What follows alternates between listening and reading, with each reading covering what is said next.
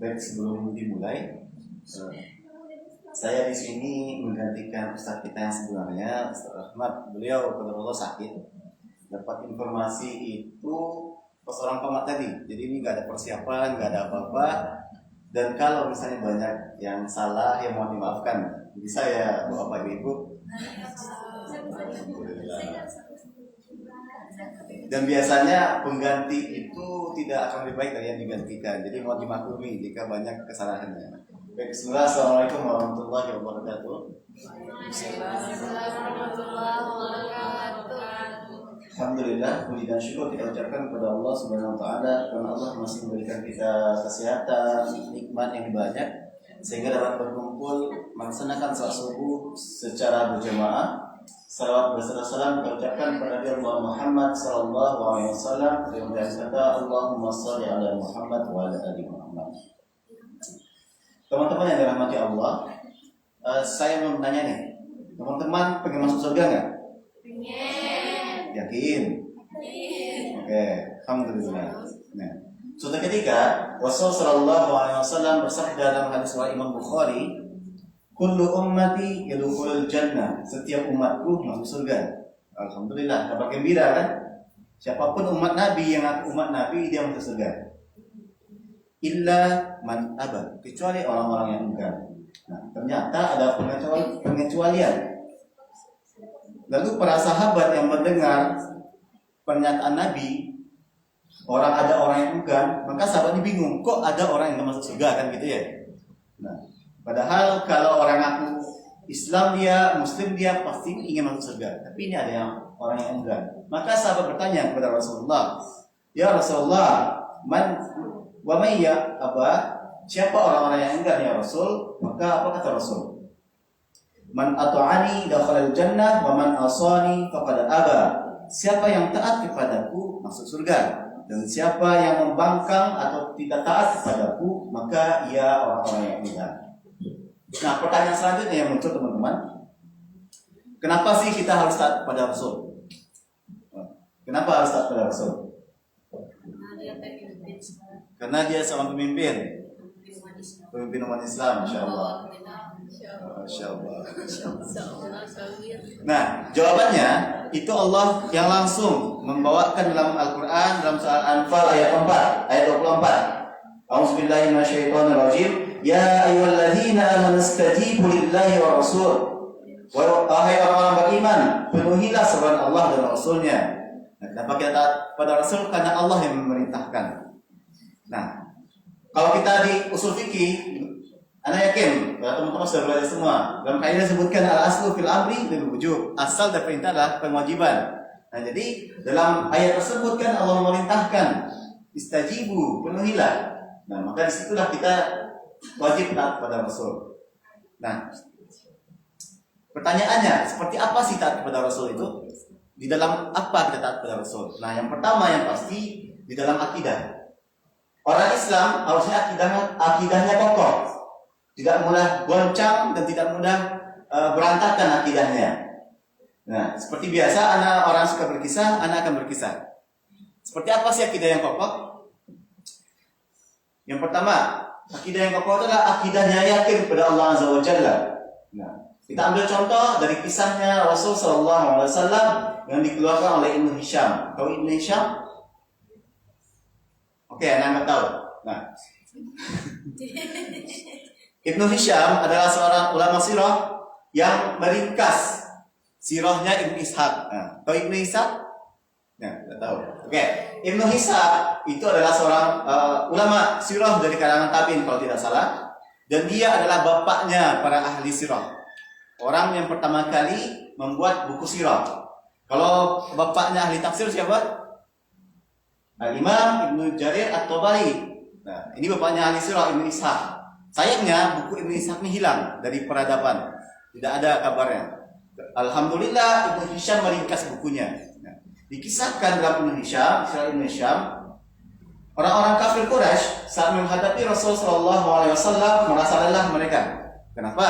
Karena Rasul ketika diuji dia sabar, dihina, dicaci, dimaki, tidak itu ya aman-aman aja gitu. Mereka lelah. Bahkan Rasul sallallahu alaihi wasallam ketika sholat kan depan Ka'bah, ditaruh di atas kepalanya kotoran onta. Rasul mesti bisa sabar. Ternyata orang-orang yang jahat ketika menjahati orang yang sabar, dia stres juga ternyata gitu. Ini ke orang sabar terus, tidak mempan, dicaci, dimaki, dihina, tak mempan gitu.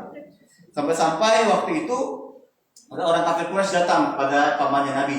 Siapa paman Nabi? Abu Thalib, benar ya? Nah, Abu Thalib datang kepada Abu Thalib. Apa kata orang-orang kafir Quraisy kepada Abu Thalib? Wahai Abu Thalib, ia telah keponakanmu Muhammad, ia telah berani menghina Tuhan-Tuhan kita, mencaci maki agama kita, menganggap batil mimpi-mimpi kita, dan menyesatkan leluhur kita. Panggillah dia. Panggillah dia, ambil apapun dari yang kita punya, berikan kepadanya. Dia mau harta, kita kasih harta. Mau kekuasaan, kita kasih kekuasaan. Dia ingin wanita, silakan cari wanita yang paling cantik, ambillah.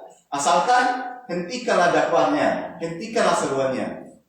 Waktu itu paman Nabi SAW, Abu Thalib, datang kepada Nabi Muhammad SAW dan berkata, Ya Muhammad, wahai keponakanku, sesungguhnya kaum baru saja mendatangiku dan mengatakan bahwa ia meminta engkau untuk berhenti berdakwah, berhenti meniru, menghina Tuhan-Tuhan mereka.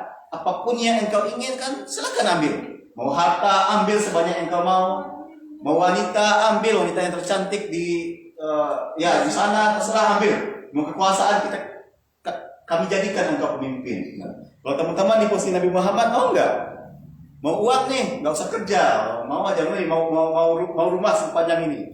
Nah, kalau teman-teman seperti itu gimana posisinya?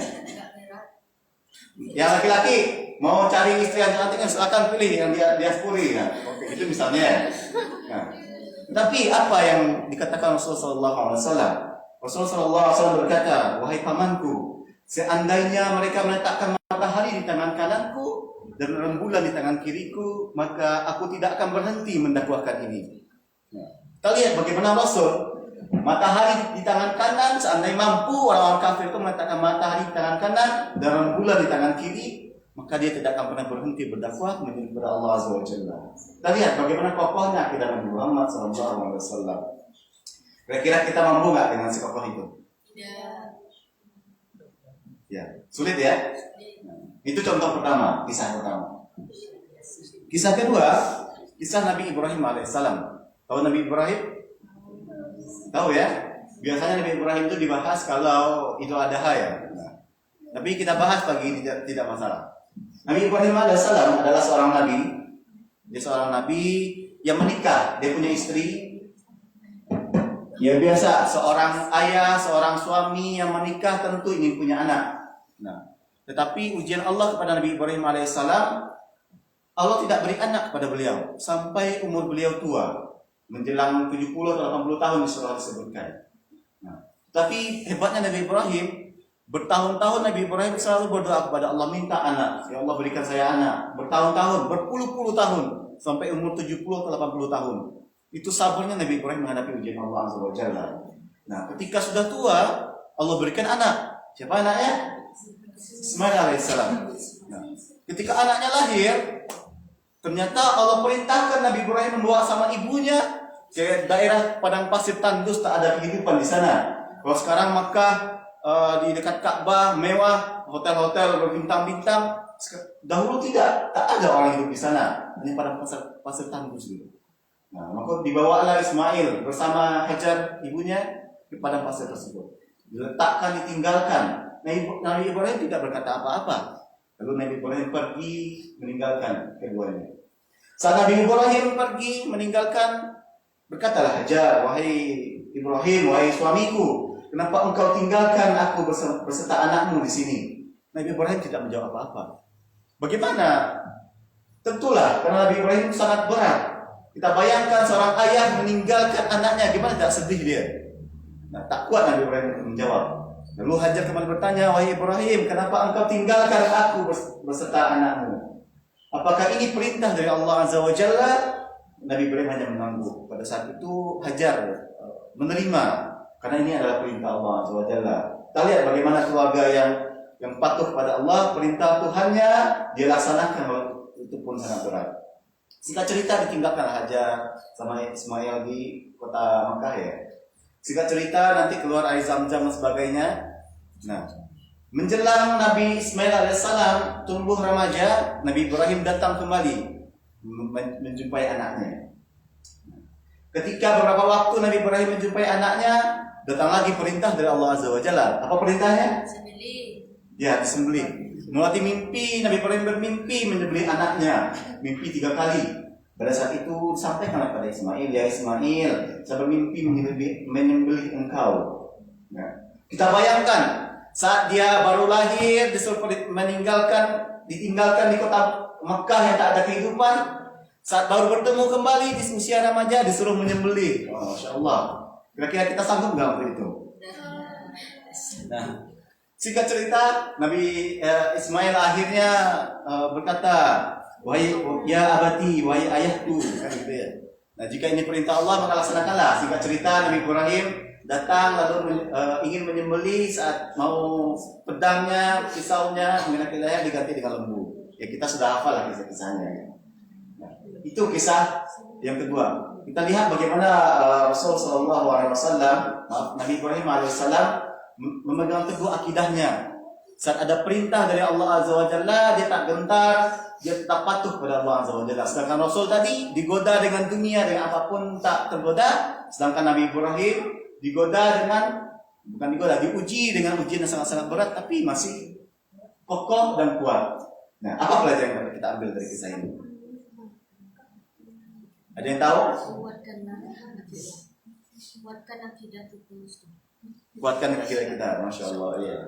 Nah, dari 2 kisah ini kita belajar bahwa kalau kita ingin taat kepada Rasul Sallallahu Alaihi Wasallam, contohlah Rasul, para nabi Allah, terutama Rasul Sallallahu Alaihi Wasallam yang tak tergoda dengan dunia, tak tergoda dengan wanita, bagi laki tak tergoda dengan harta, tahta dan sebagainya. Kemudian teguhkanlah akidah kita karena ujian itu pasti datang. Karena Allah mengatakan kan, Allah mengatakan bahwa orang-orang yang beriman itu pasti akan diuji ya. Nah, jadi kalau kita buka kisah Nabi yang lain, Nabi Nuh ujiannya berat juga, dicaci dimaki, membangun kapal di sebuah gunung bukit. Nah, itu tuh orang bilang sebagainya, itu kisah-kisah sangat banyak. Marilah kita rajin membaca kisah Nabi, karena itu akan merupakan akidah kita.